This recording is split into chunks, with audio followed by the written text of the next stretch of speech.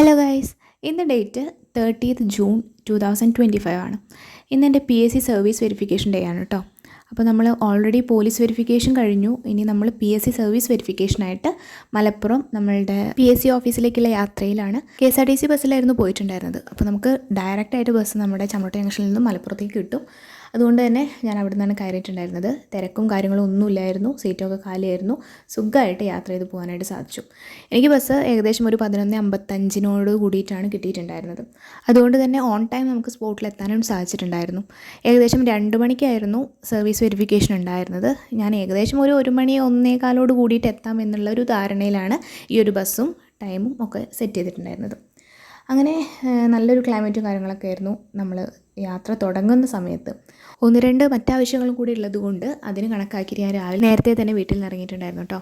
അപ്പോൾ ലഞ്ചൊന്നും കഴിക്കാനായിട്ട് സാധിച്ചിട്ടില്ല. അപ്പോൾ ഞാൻ വിചാരിച്ചത് മലപ്പുറത്ത് ഏതെങ്കിലും ഒരു ഹോട്ടലിൽ നിന്ന് കഴിക്കാം ലഞ്ച് എന്നുള്ളൊരു ധാരണയോട് കൂടിയിട്ടാണ് ഇറങ്ങിയിട്ടുള്ളത്. അപ്പോൾ രാവിലെ ഞാൻ വീട്ടിൽ നിന്ന് ഇത്ര നേരത്തെ ഇറങ്ങും എന്നുള്ളൊരു ചിന്താഗതിയൊന്നും ഉണ്ടായിരുന്നില്ല.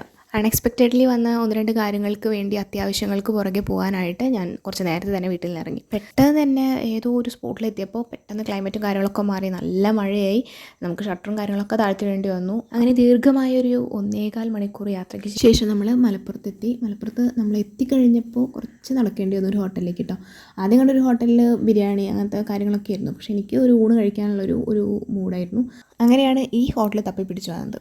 ഏകദേശം ഒരു 9 കൂട്ടം വിഭവങ്ങൾ അടങ്ങിയിട്ടുണ്ടായിരുന്ന ഊണായിരുന്നു ഉണ്ടായിരുന്നത്.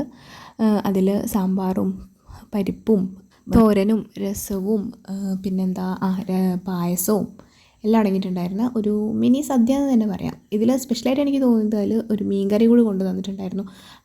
സത്യം പറയാമല്ലോ, ആ ഒരു മീൻകറിക്കായിരുന്നു ഏറ്റവും ടേസ്റ്റ് ഉണ്ടായിരുന്നത്. നമ്മൾ ഹോംലി ഫുഡ് കഴിക്കുന്ന സെയിം ഫീൽ തന്നെയായിരുന്നു കേട്ടോ. നമ്മൾ വീട്ടിലൊക്കെ വെക്കില്ലേ, വീട്ടിലമ്മമാരൊക്കെ ഉണ്ടാക്കുന്ന ആ ഒരു സെയിം ടേസ്റ്റ് തന്നെയായിരുന്നു എനിക്ക് അവിടെ നിന്ന് കഴിക്കുമ്പോൾ തോന്നിയിട്ടുണ്ടായിരുന്നത്. അങ്ങനെ ഞാൻ അവിടുന്ന് ഫുഡൊക്കെ കഴിച്ചിട്ട് സാധാരണയൊക്കെ പോവാമല്ലോ, നമുക്ക് സമയമുണ്ടല്ലോ എന്ന് വിചാരിച്ചിട്ട് മെല്ലെ കഴിക്കുമായിരുന്നു കേട്ടോ. ഏകദേശം 1 മണി 1:05 കൂടിയിട്ടാണ് നമ്മൾ മലപ്പുറത്ത് സ്പോട്ടിലെത്തിയിട്ടുണ്ടായിരുന്നത്. അപ്പോൾ ഡയറക്റ്റ് ബസ്സായതുകൊണ്ട് തന്നെ നമുക്ക് ആ സ്പോട്ടിൽ തന്നെ എത്തിക്കും. നമ്മുടെ ലാസ്റ്റ് സ്റ്റോപ്പായിരുന്നു. അങ്ങനെ അവിടെ എത്തിക്കഴിഞ്ഞപ്പോൾ ഒരു 2 മിനിറ്റേ നടക്കാനായി, 2-5 മിനിറ്റ് നടക്കാനുണ്ടായിരുന്നുള്ളൂ. അങ്ങനെ നടന്നു വന്ന് നമ്മുടെ മലപ്പുറം സിവിൽ സ്റ്റേഷൻ്റെ തൊട്ടടുത്ത് തന്നെയാണ് ഈ ഒരു ഹോട്ടൽ ഉണ്ടായിരുന്നത്. അപ്പോൾ അതുകൊണ്ട് തന്നെ ഗുണമായി, നമുക്ക് ബുദ്ധിമുട്ടില്ലാതെ പരിപാടി ഇവിടെ നിന്ന് വേഗം കഴിക്കലും കഴിഞ്ഞിട്ട് സ്പോട്ടിലേക്ക് എത്താലോ എന്നുള്ളൊരു ഐഡിയയിലായിരുന്നു ഞാൻ പോയിട്ടുണ്ടായിരുന്നത്.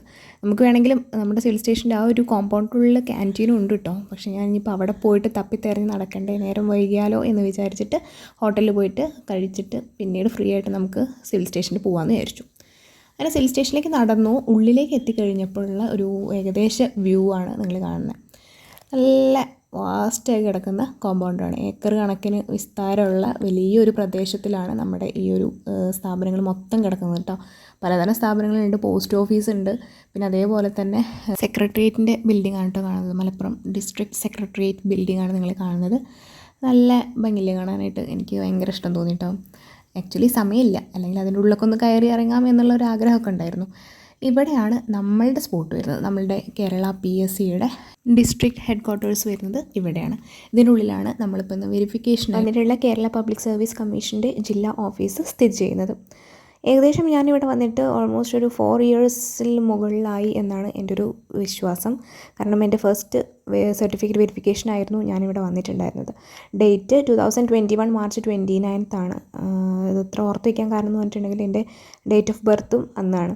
അതുകൊണ്ട് തന്നെ എനിക്ക് ആ ഒരു ദിവസം നല്ല ഓർമ്മയുണ്ട്. എൻ്റെ first certificate verification was on my birthday. അങ്ങനെ ഞങ്ങൾ എല്ലാവരും തന്നെ ക്യൂ ആയിട്ട് സർവീസ് വെരിഫിക്കേഷനായിട്ട് ഇരിക്കാൻ കേട്ടോ. ഇത് അനുശ്രീ ചേച്ചി അവിടെ നിന്ന് പരിചയപ്പെട്ടതാണ്. ആളും ട്രഷറി ഡിപ്പാർട്ട്മെൻറ്റിൽ തന്നെയാണ്. അപ്പോൾ നമ്മളെല്ലാവരും ഇരിക്കുന്നുണ്ട്, അപ്പുറത്ത് പുറത്തും കുറേ ആൾക്കാർ ഇരിക്കുന്നുണ്ട്. അപ്പോൾ നമ്മൾ വന്നപ്പോൾ തന്നെ നമുക്കൊരു ഫോം ഫില്ല് ചെയ്യാനായിട്ട് അവർ തന്നിട്ടുണ്ടായിരുന്നു. അതിൻ്റെ കൂടെ നമ്മുടെ കുറച്ച് സർട്ടിഫിക്കറ്റ്സും പിന്നെ ID പ്രൂഫ്, പിന്നെ നമ്മുടെ ID കാർഡ്, ഇത്രയൊക്കെ കാര്യങ്ങളായിരുന്നു വേണ്ടിയിരുന്നത്. അങ്ങനെ എല്ലാം കഴിഞ്ഞ് പുറത്ത് ഇറങ്ങി കഴിഞ്ഞപ്പോൾ ഞാൻ വിചാരിച്ചു ഒന്നുകൂടി ഡീറ്റെയിൽ ആയിട്ട് വീഡിയോ ഒക്കെ ഒന്ന് എടുക്കാം എന്ന് വിചാരിച്ചു. അപ്പോൾ അവിടെ പല സ്ഥാപനങ്ങൾ കണ്ടു കേട്ടോ. ഫാമിലി കോർട്ട് ഉണ്ടായിരുന്നു, പിന്നെ സ്റ്റാറ്റിസ്റ്റിക്കൽ ഡിപ്പാർട്ട്മെൻറ്റ് ഉണ്ടായിരുന്നു, ജില്ലാ സപ്ലൈ ഓഫീസ് ഉണ്ടായിരുന്നു, കുടുംബശ്രീ മിഷൻ്റെ അവരുടെ ഉൽപ്പന്ന വിപണന കേന്ദ്രം ഉണ്ടായിരുന്നു. പിന്നെ അതുകൂടാതെ വേറെയും കുറേ ഉണ്ടായിരുന്നു കേട്ടോ.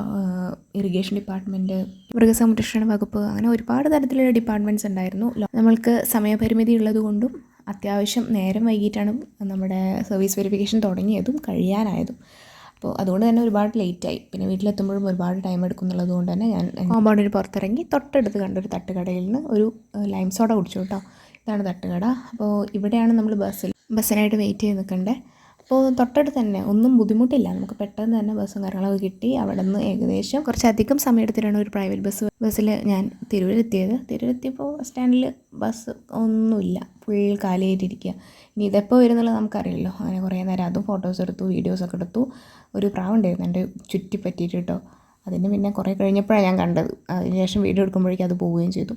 അങ്ങനെ എൻക്വയറി സെക്ഷൻ നോക്കിയപ്പോഴോ അവിടെയും ക്ലോസ്ഡാണ്. അപ്പോൾ മനസ്സിലായി ഇപ്പോൾ ബസ് വരുന്നുണ്ടാവില്ല എന്ന്. അങ്ങനെ പോസ്റ്റ് അടിച്ച് നിന്ന സമയത്താണ് ദൂരെ ഒരു പ്രകടന ജാഥ വരുന്നത് കാണുന്നത്. അത് ഏകദേശം കൊട്ടും മേളവും കാര്യങ്ങളൊക്കെ ആയപ്പോൾ അങ്ങനെ 10 മിനിറ്റ് അത് നോക്കി നിന്ന് കുറച്ച് നേരം സമയം കളഞ്ഞു. ഇനി നമുക്ക് ബസ് കിട്ടിയിട്ട് വീണ്ടും വീട്ടിലെത്തണം. വീട്ടിലെത്തിയിട്ടും ഒരുപാട് ടാസ്കുകളും കാര്യങ്ങളും ചെയ്യാനുണ്ട്. അങ്ങനെ അവിടെ നിന്ന് ഒരു 5:30 ആയപ്പോൾ ബസ് കിട്ടി. അങ്ങനെ നമ്മൾ വീട്ടിലെത്തി കഴിഞ്ഞപ്പോൾ വീട്ടിൽ നോക്കിയേ നമ്മുടെ താരം നമ്മൾ വെയിറ്റ് ചെയ്ത് നിൽക്കുകയാണ് കേട്ടോ. കുഞ്ഞിപ്പെണ്ണ്, എൻ്റെ സുന്ദരിക്കുട്ടി. അപ്പോൾ ആൾക്ക് ഞാനിങ്ങനെ വരുന്നത് ദൂരത്തുനിന്ന് കാണാൻ പറ്റും. അപ്പോഴേക്കും തന്നെ ഭയങ്കര എക്സൈറ്റ്മെൻറ്റും ഭയങ്കര സന്തോഷം, ഭയങ്കരമായിട്ട് എന്താ പറയുക, നമുക്കത് പറഞ്ഞറിയിക്കാൻ പറ്റില്ല. കുട്ടികളുടെ ആ ഒരു സന്തോഷം എന്ന് പറയുന്നത് അതൊക്കെ ആയിട്ടാണ് എന്നെ ആൾ വെൽക്കം ചെയ്യാറ്. കാണുമ്പോൾ നമുക്ക് അന്ന് ഓഫീസിലുണ്ടായിട്ടുള്ള എന്തെങ്കിലും മെൻ്റൽ പ്രഷറോ അല്ലെങ്കിൽ എന്തെങ്കിലും ഓവർ ഡ്യൂട്ടിയോ എന്തെങ്കിലുമൊക്കെ ഉണ്ടെങ്കിൽ അതൊക്കെ അങ്ങില്ലാതെ കേട്ടോ. അത്രയ്ക്കും മൈൻഡ് റിലാക്സിങ് ആണ്. അപ്പോൾ അത്രയേ ഉള്ളൂ. ബൈ.